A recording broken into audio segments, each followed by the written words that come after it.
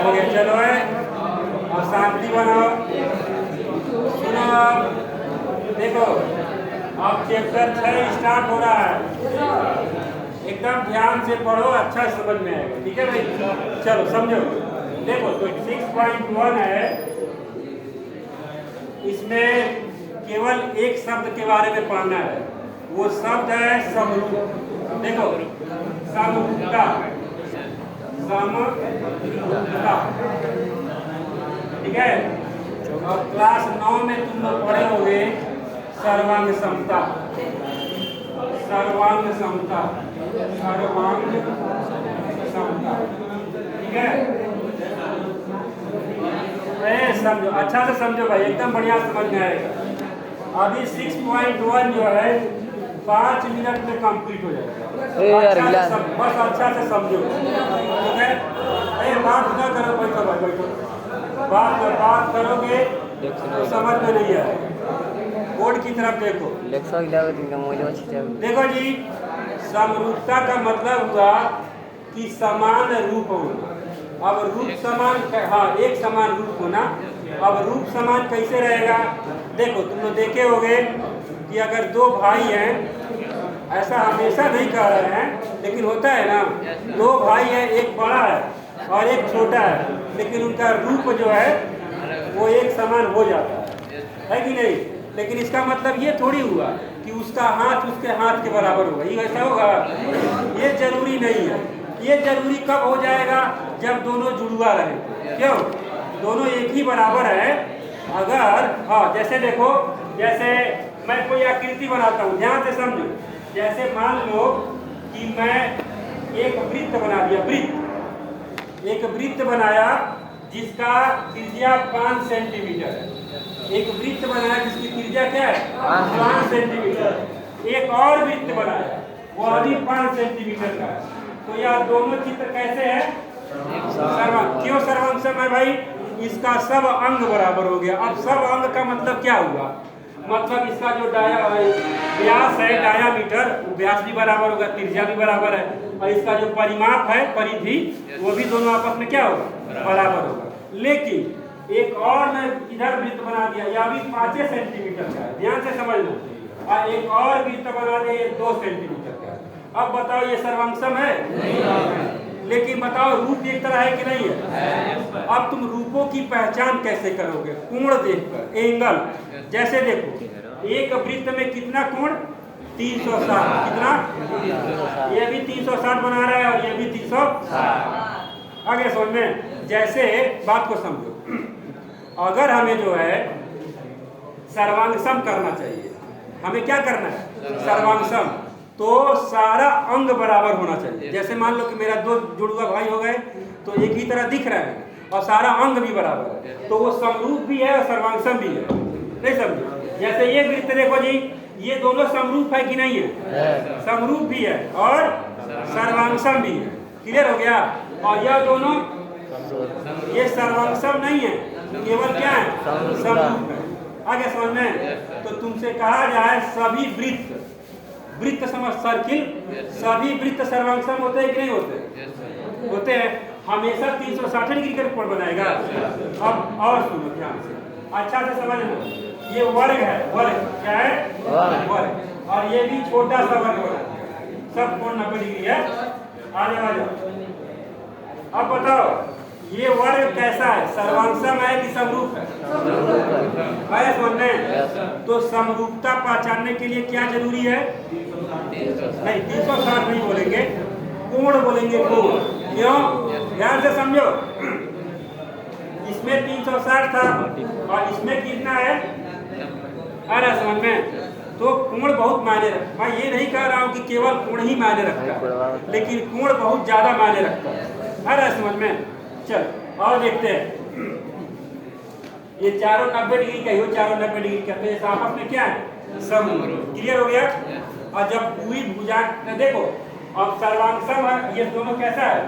जैसे ये देखो, ये बना लिया वर्ग और ये भी 4 सेंटीमीटर, ये भी 4 सेंटीमीटर, तो ये क्या हो गए? दोनों एक।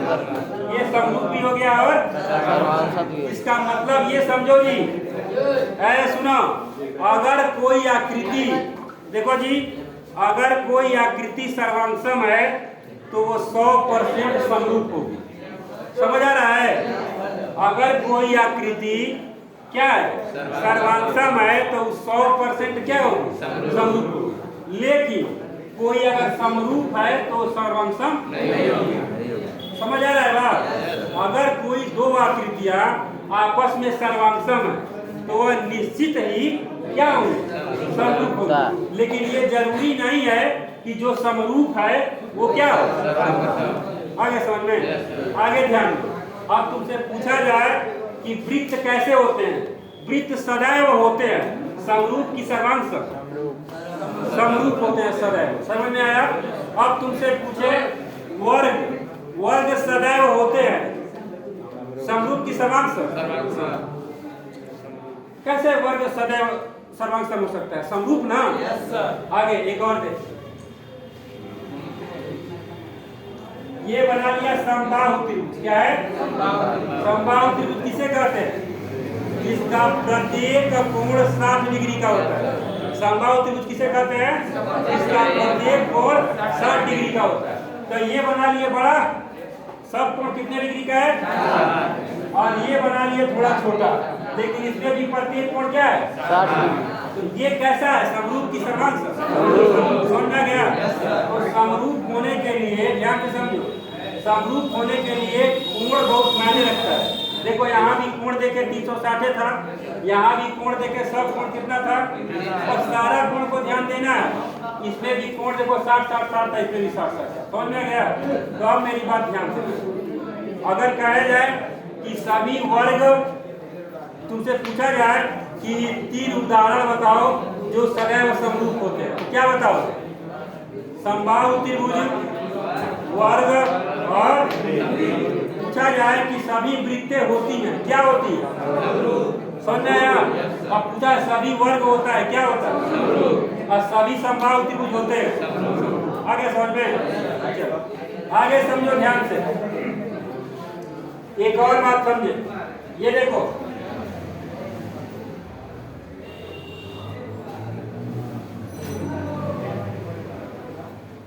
ये बन गया समकोण त्रिभुज।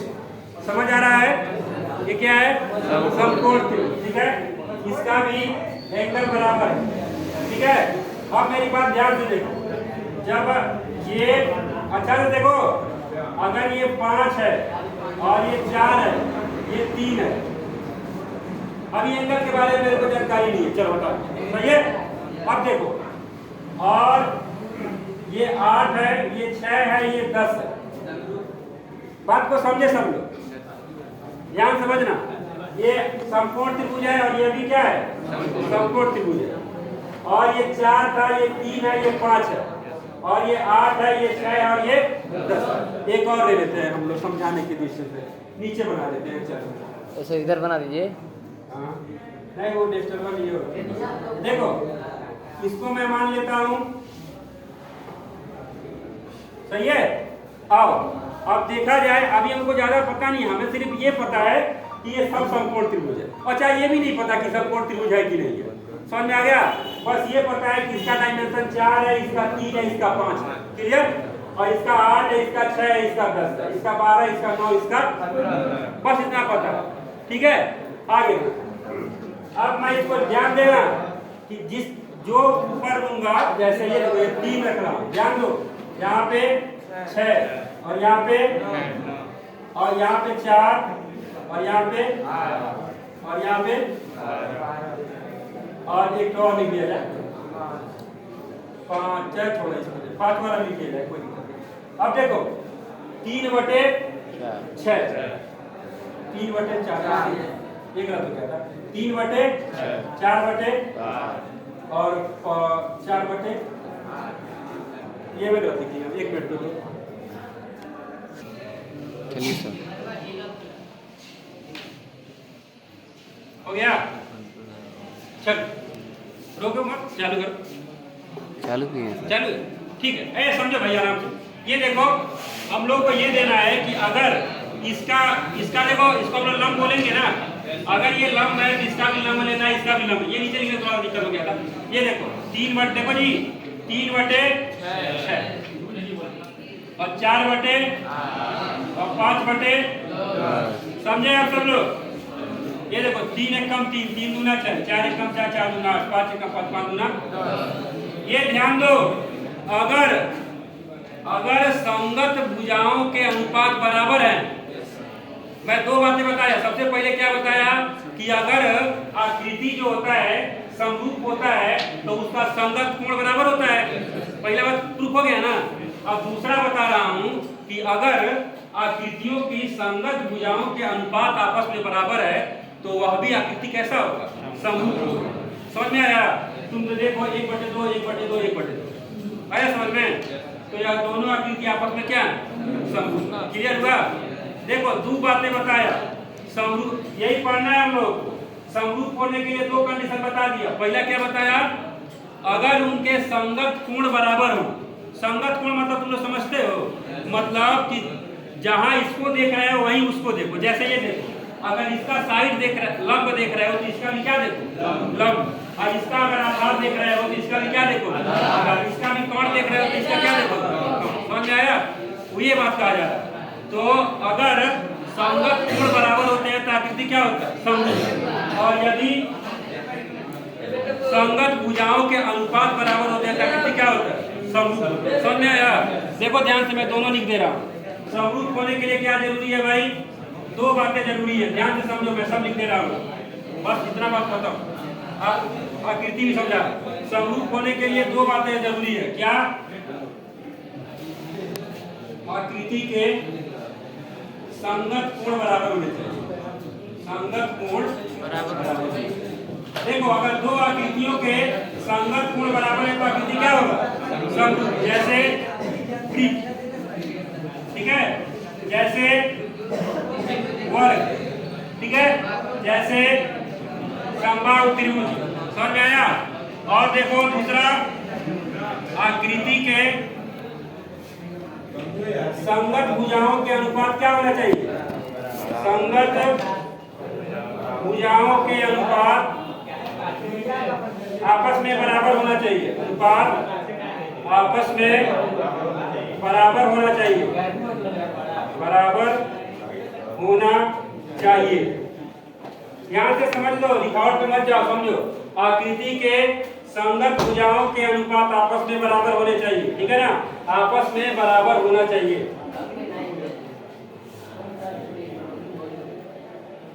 बराबर होना चाहिए। ठीक है? इसका मैं चित्र यहाँ बना दे रहा हूँ, तुम लोग दिखा दे रहा हूँ। अगर मान लो इसका 3 है, इसका 6 है, इसका 4 है, इसका 8 है, इसका 5 है, इसका 10 है, तो ले लेंगे 3/6, 4/8 और 5/10। काटेंगे तो 1/2, 1/2, 1/2। ये दोनों आकृति क्या है? बराबर। समझ में गया? देखो अगर कोण बराबर है तभी समरूप है, और अगर भुजाओं के अनुपात बराबर है तब भी। समझ में आ गया? और सारांशम होने के लिए क्या चाहिए? कोण भी बराबर होना चाहिए और भुजा भी बराबर होनी चाहिए। समझ में आ गया? चलो ठीक है। अब देखो, मैं चेप्टे भी लगा दूं। देखो अब 6.1 ध्यान दो। देखो भाई, पहला सवाल है, सुनो, अब बताना है तुम लोग को। पहला सवाल है सभी वृत्त। सुनो, सभी वृत्त क्या होते हैं? समांतर के समरूप। समरूप पहला लग गया, ध्यान से सुनते रहो। पहला में क्या बोलेंगे हम लोग? समरूप। दूसरा देखो जी, अरे बात ना करो तुम लोग यार। दूसरा देखो, सभी वर्ग क्या होते हैं? समरूप होते हैं। तीसरा सभी, देखो जी, कौन से त्रिभुज समरूप होते हैं? समबाहु त्रिभुज। कौन सा त्रिभुज?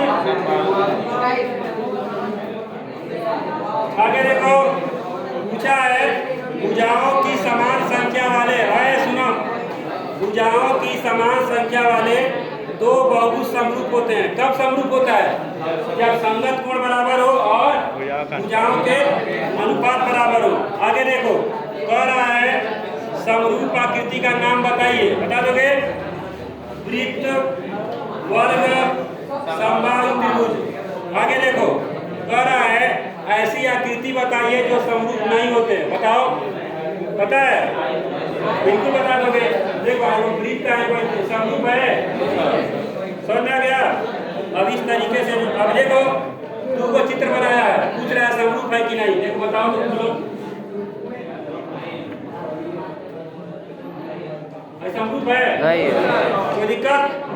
तो ये प्रश्नावली हो गया तुम, ठीक है। तुम लोग उतार पूरा बंद कर दें सर, बंद कर दें।